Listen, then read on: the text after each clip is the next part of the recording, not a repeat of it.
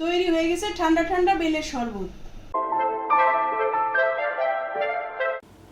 আসসালামু আলাইকুম, আমি ফারজানা কানন, আমার রান্নাঘরে আপনাদের স্বাগত।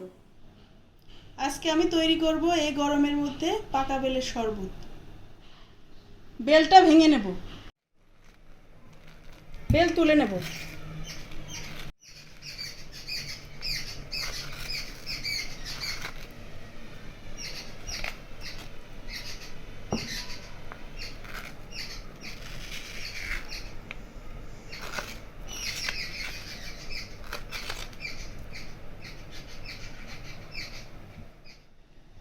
পরিমাণ মতো চিনি দিয়ে দেবো,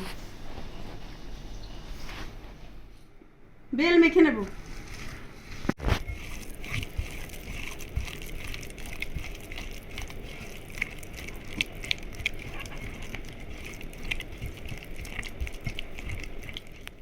পানি দিয়ে দেবো,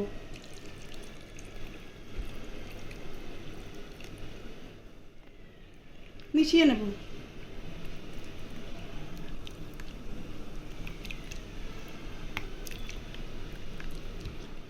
সেঁকে নেব।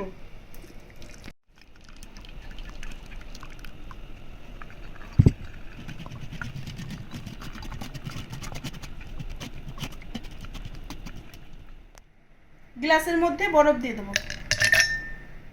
বেল ঢেলে দেবো।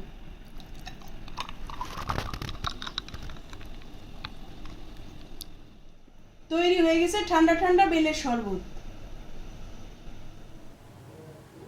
লাইক, কমেন্ট, শেয়ার, সাবস্ক্রাইব করে পাশে থাকুন।